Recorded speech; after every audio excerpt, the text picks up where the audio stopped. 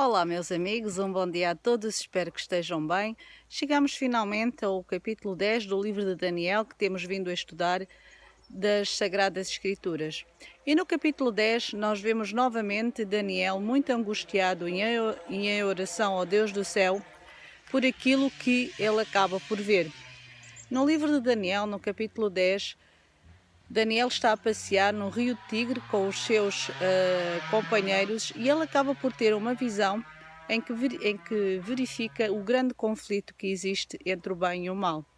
Os samaritanos de fato estavam a fazer tudo para que Jerusalém não fosse reconstruído e Daniel entra então em profunda oração e apela a Deus pelo povo. Vamos verificar então o que é que diz no capítulo 10.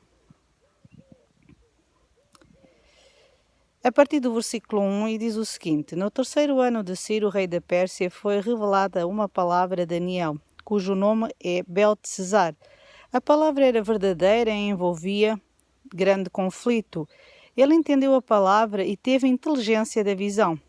Naqueles dias, Daniel pranteei durante 3 semanas. Portanto, durante cerca de 3 semanas, manjar desejável não comi, nem carne nem vinho entraram na minha boca, nem me ungi com óleo algum, até que passassem as 3 semanas inteiras.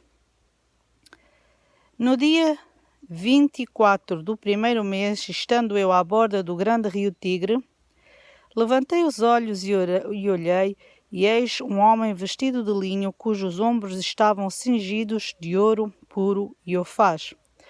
O seu corpo era como berilo, o seu rosto como um relâmpago, os seus olhos como tochas de fogo.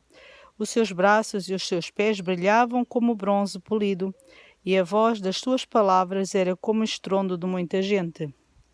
Só eu, Daniel, tive aquela visão. Os homens que estavam comigo nada viram.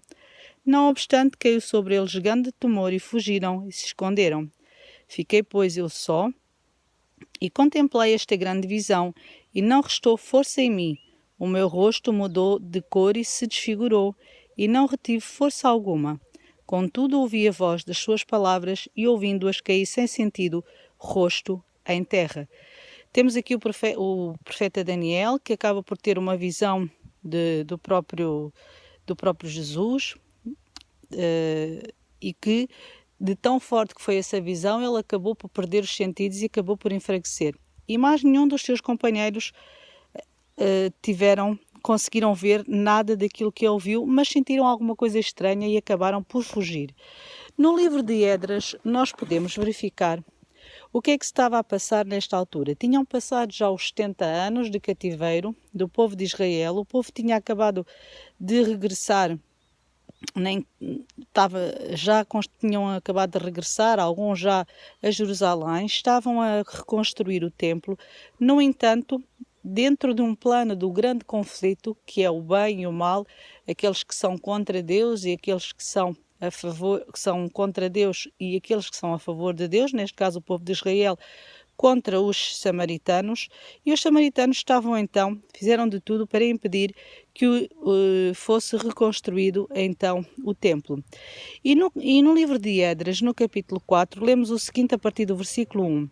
Ouvindo os adversários de Judá e de Benjamim que os que voltaram do cativeiro edificavam o templo ao Senhor Deus de Israel, chegaram a Zorobabel e aos cabeças das famílias e lhes disseram: Deixai-nos edificar convosco, porque como vós buscaremos a vosso Deus, como também já lhe sacrificamos desde os dias de Esar-Adão, rei da Assíria, que nos fez subir para aqui.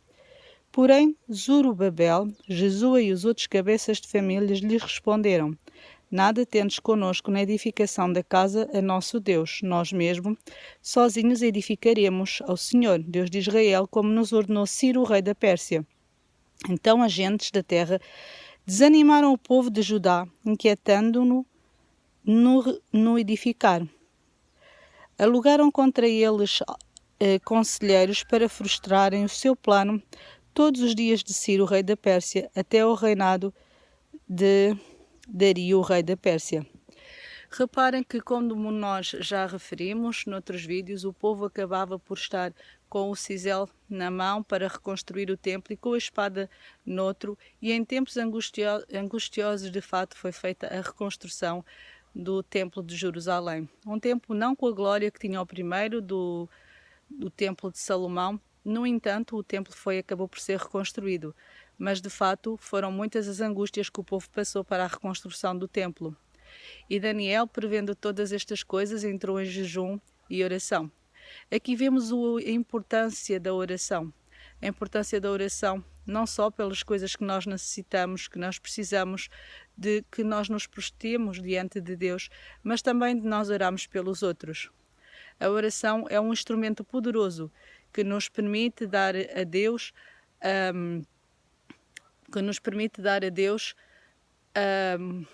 como é que eu posso dizer? Portanto, a forma de ele poder agir.